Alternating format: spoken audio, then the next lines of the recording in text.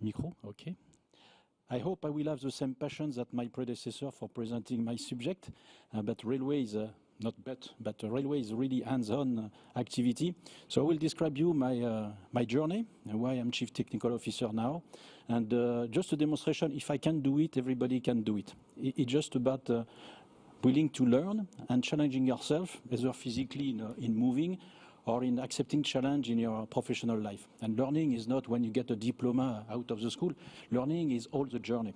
And we say most of the time that the most important is not the target, but the journey. So I will explain you what I've done. Then I will go into what is Rail Baltica. Rail Baltica, and you will see that it's a corridor, but it's more a mean than a technical achievement. It's a surrounding network, an ecosystem around Rail Baltica. Within Rail Baltica, we have also some skills that are necessary, and then we'll go deep into the change in the profile of the recruitment that we are making, and really the expertise that we are looking at. So I will start. I started as a railway engineer, so I'm not a civil engineer, I'm not an electrical engineer, I'm not a software engineer, a railway. I just been trained 42 years ago for being a railway engineer, and I built up all I've done since there on this knowledge, but not keeping the knowledge as it was at that time, but just learning again and looking for new technology, new development. So I move from high-speed railway into commuter rail, into mainline, into freight, into metro system, into light railway transit system, all over the world, and in Europe, obviously, and including UK. At that time, it was Europe, and then North Africa, and then North America, and then Asia in Turkey, and then South America, and then Middle East, and then Oceania in New Zealand, and then back into Rail Baltica because it's a European project. So you see that it's changing from different systems, and I have from all these different systems that you see in your picture and you see in your newspaper, most of them, the best technology, always looking for the learning about the new project, what are the best technology, moving from the very mechanical railway into now data-driven and the driverless systems that we have in Middle East, in Doha, in Qatar, for example. Absolutely gorgeous system. So challenging ourselves, challenging the knowledge, and obviously not sticking in your 2 feet into the same place. You have to go where the challenges are. So you don't need to do that all the time, but at least if you want to learn the best, you need to go there. You can acquire some certain knowledge in this country, in Latvia, but later on you will have to move, you will have to challenge yourself. If you expect that everything will come to you, you are making an initial mistake. So learn the minimum to be able to move, get the knowledge, and bring it back to your country. That's the idea, and that's the way we do it in Rail Baltica. We rely on the local resource. We train them for them to have the knowledge to be able to move abroad, and also to bring this knowledge back to the Baltic country. What is Rail Baltica? What is Rail Baltica? More than a railway, it's an objective. It's a geopolitical intent. We want to have the Baltic country, which are part of Europe, to be part connected to Europe. So different means of connection into this corridor. Obviously, the railway for the freight goods and passenger, but also communication, fiber optic, 5G, developing the communication, and energy. So it is more than a railway itself. Is all the ecosystem that is around that will connect first to Europe, because you have an issue with the gauge of the railway system in the Baltic countries that are inherited from the Soviet times, that has a gauge of 15-20 millimeter, whereas all the railway in Europe is 14-35 millimeter. So we need to change the position of the rail, and instead of doing it on the existing infrastructure, we build a dedicated infrastructure for that. So that's the main goal of Rail Baltica, having now a network physically and continuously, smoothly connected to Europe. So symbolically, it will connect, obviously, physically with the rail, and everything, ensuring communication between Tallinn up to Warsaw, Berlin, and the center of Europe, hopefully up to Paris if you want. So you have the sketch of the Rail Baltica on the line. Later on, maybe we'll have a tunnel up to Finland, which is also part of Europe, but connecting Tallinn to Riga Central, and the Riga Airport, which is a really huge improvement in the Riga city in terms of communications, and Panevėžys, Kaunas in Lithuania, that will be a hub, one of the hubs for collecting the freight. Now we have an issue with the freight coming from the east, so that means we have to develop now the corridor from the north, then going to the boundary with Poland to Warsaw, and then you see Berlin, Milano, and so on. So the idea of this corridor is linking the Adriatic Sea from the Baltic Sea. That was the old ambition that was existing some time ago in a certain empire, and that we want to restore physically now with the railway. So that's Rail Baltica, and Rail Baltica, obviously, around this, the development of this project, which is a multi-billion project, which is long. It's a one-of-a-kind project, 870 kilometers of railway in a country between three countries is quite challenging. It's really the challenge that we have: three countries, three different languages, and then support for Europe. So we have investing in the local resources, but also some experts that are bringing their knowledge. But really the challenge in terms of resource, in terms of knowledge, and the need of training the people that are belonging to Rail Baltica for the future, for now and for the future, are really the key aspect of which is driving us. That means that we need skill, but we don't hesitate also to improve and to train the people that are with us, because the skills are not present. We can't get them because sometimes they are unaffordable. So we invest drastically on the people that are there in terms of engineering and for the works for the future.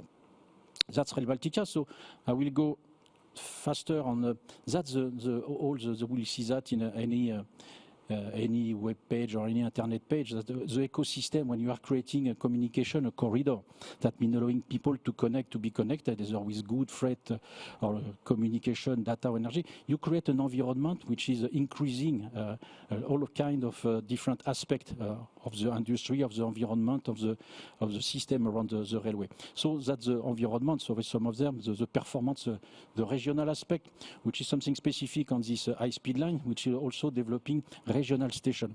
That means we will not collect only Tallinn to Riga, or Riga to Vilnius, and then the boundaries between Poland and Lithuania. We will also connect. We'll have a network of a regional station. That means even the small town in Latvia, Lithuania, and Estonia will benefit this new infrastructure. That means workers or students that wants to go to the next university can benefit having this new connection. There is modern and state-of-the-art technology to be connected to the main city. So this regional improvement will be visible and touchable for any, we hope, the most of the residents and the people in the Baltic. Increase export, productivity, better access to health infrastructure. Obviously, you go to university, but you have also sometimes the need to go for health care in the main city. Better access to resource and labor. If it's not university or hospital, also the worker can now live in the countryside and be able to join their job in the main city. Tourism opportunity, a beautiful city, Riga, and Tallinn is beautiful also, and Vilnius also. But obviously, developing the tourists, you land in the Riga airport, and you have immediately the train bringing you to the center of the city. So it's a huge benefit. That means entering connection between people, between city, and between places. Access to culture, also the key driver in Europe. So what you have to mind is people need to communicate between them. They need to know each other, but really not in cheating, in pretending to whatever is a Nazi there, but knowing them, talking to them, communicating to them, and that's also the purpose of Rail Baltica: connecting people, connecting Europe. And we have three values essential in Rail Baltica: that's the person, the purpose, why you are doing it, we should be convinced of what we do, and professionalism. And professionalism is not something that will come with all the knowledge; it's something that we will develop with the one joining us. Now, if we look at the intra-system, you have the ecosystem outside, you have intra-system.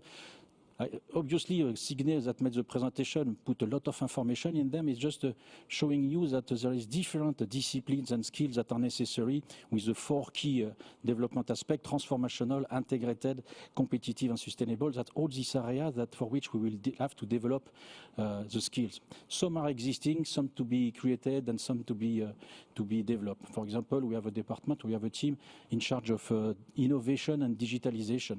That means open opportunity to all the data or big data management, innovation regarding tracking the wagon, tracking any goods that we have in this railway. So we have creating in the railway with this this communication means there is a lot of opportunity of creating the new job that don't exist. So don't expect to have the training in the university. You have to learn at least the basis, but expect when you join railway to find and to develop skills that are not yet there. So that's you can go on the slide on the presentation, I guess, if you want to see in the detail.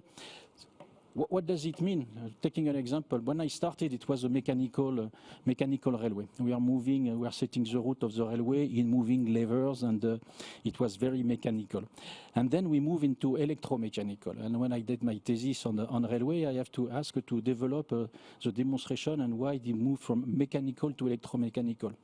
Looks ridiculous now. When you look at the driverless system, how we move from electromechanical locking for moving trains, and you see the transition between this steam engine, and now we are looking at very well architecture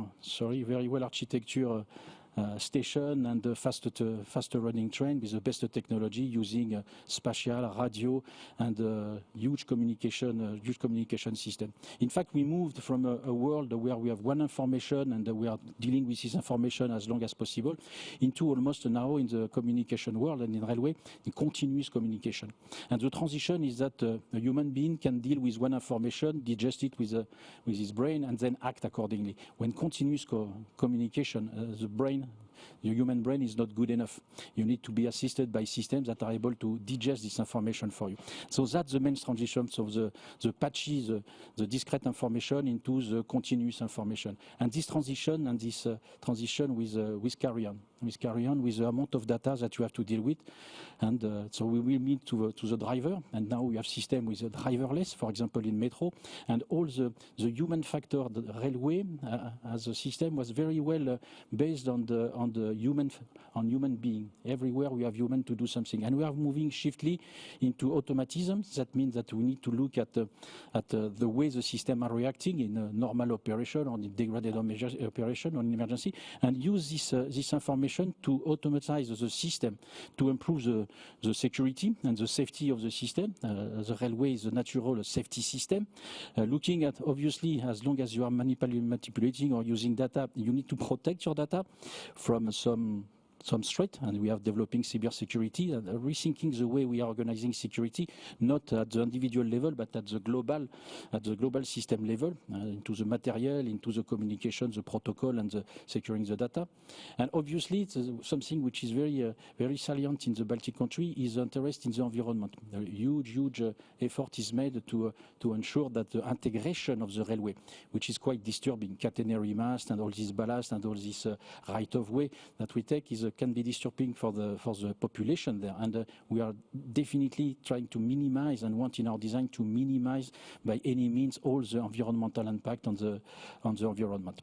And the future, it's everything about the digitalization and data. So we will need and we will have to develop all this ICT still, as you mentioned.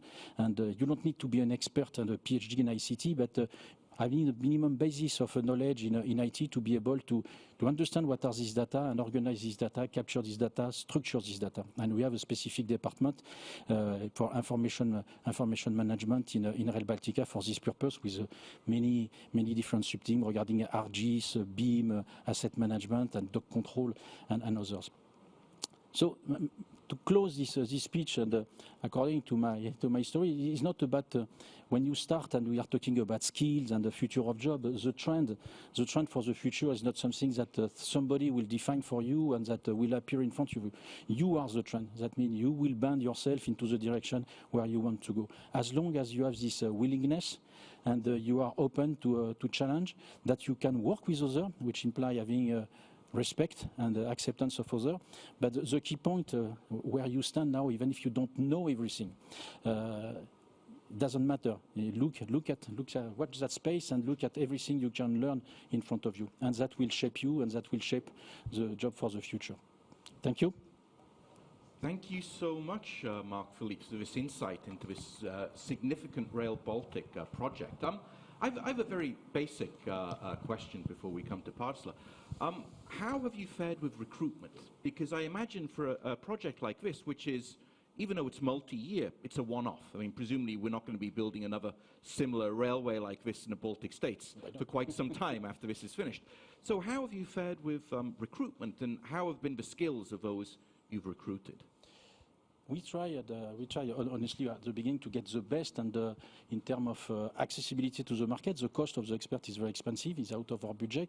So we are recruiting almost 4 or 5 people per month since I joined, so it's quite significant in increase. We don't have the resource, the very specifically high-speed railway resource in the Baltic, so we took the option to potentially having people that are less skilled, but training them. And we train them, for example, in my division specifically. We take experts during a while, they shape the process, they train, and then they hand over. That means we invest for the knowledge. That means some trainers, some mentors. Mentoring is very characteristic of the French Railway. You don't know, but look at the way I do it. I shape the documentation, I shape the process, have you understood? And then we can afford this expensive expert during a while, and then we invest on the Baltic resident to carry on this project. So this kind of mentoring approach, a bit costly, but we don't have to spend over the duration. We train the people to carry on. So, and we have a small degradation of performance, but engineers in Baltics are quite good. Honestly, they are quite good. Not in railway, but they learn very fast. We have a very good in university and knowledge. And willingness, they are very eager to learn and to do. So that's the approach that we have. That's very good to hear. Thank you. And Partsla, how about Slido? Yes, I think it will be both Slido and myself, because building a railway is one project, but then maintaining it for many years ahead will require much more resources, also in terms of skills and educated engineers. So what would be your top 3 arguments to get a railway or infrastructure-related degree?